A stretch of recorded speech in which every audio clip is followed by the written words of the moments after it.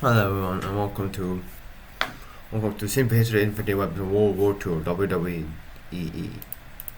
Infantry Weapons of World War II. The Second World War saw many varied weapons being used by soldiers. Let's look at what was manufactured and being used on the battlefield. The bolt-action rifle. Most soldiers would be equipped with a bolt-action rifle. Rounds were fired individually with the bolt being opened and closed after each shot.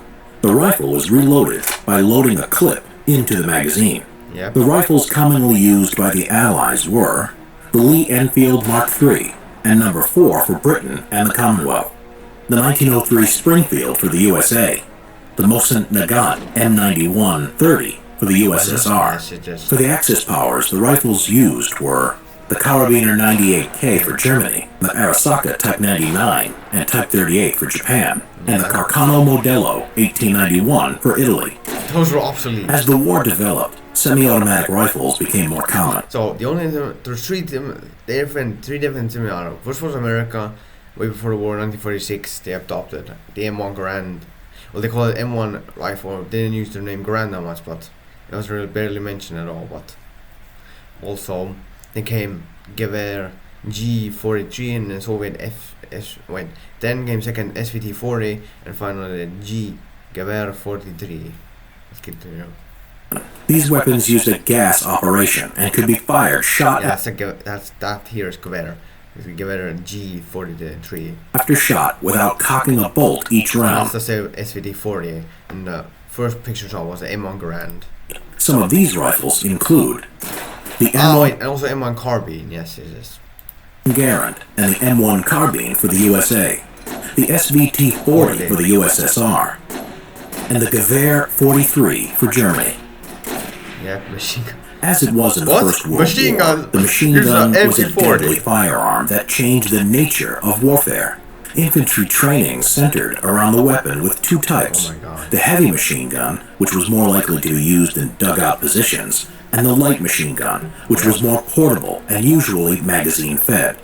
The German MG42 is one such terrifying example of a general-purpose machine gun. Well, you could call it a general-purpose machine gun, but it feels like a medium MMG. Able to fire between 1,200 and 1,500 rounds per minute. Because of this, it was given the nickname of Hitler's buzzsaw. Other noteworthy weapons include the drum-fed and gas-operated DP-28 used by Soviet-Russian forces. Yep. The top-mounted magazine Bren gun for the British, based on a Czech design. Yep. And the Browning automatic rifle for the U.S. forces. The submachine gun, designed to fire pistol ammunition at a short range, became more developed by the Second World War. Thompson SMG. Used by gangsters in the 1920s, the Thompson submachine gun found itself in the hands of the U.S. and British armies during the war.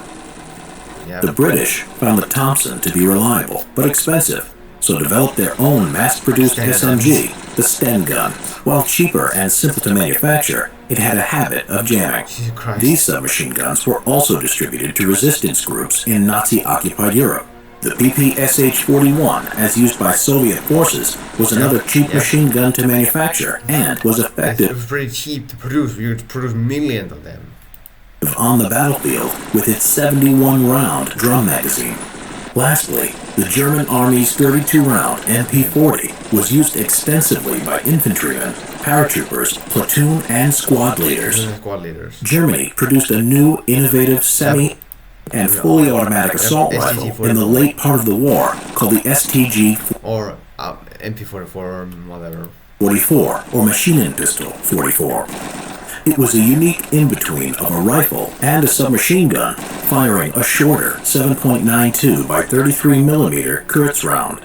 It would go on to inspire post-war assault rifles, such as the AK-47, AKM, and all kind of AK rifles. Not only the Soviet Union produced that stuff, but also it's all the Warsaw Pact allies also produced their own versions, like MPIK in East Germany, and etc. Handguns. The handgun was issued to officers, pilots, and tank crew. They were inaccurate and useful only in close combat. fucking German. Some of the handguns used were the M1911 for the United States, the Walther P38 and Luger P08 for Germany, the latter of which was prized as a trophy by Allied soldiers, the Webley Mark VI and Enfield No. 2 for Britain and its Commonwealth, the TT-33 for the Soviets, and the Nambu Type 14 for Japan. Flamethrowers. Flamethrowers were again used in the Second World War after its use as an intimidating weapon in the First World War. One such use would be by Marines who used flamethrowers to clear out enemy foxholes and pillboxes in the Pacific Theater.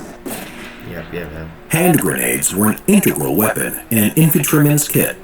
They were either hand-thrown or fired from a rifle. Different grenade functions included explosive, smoke, and tear gas.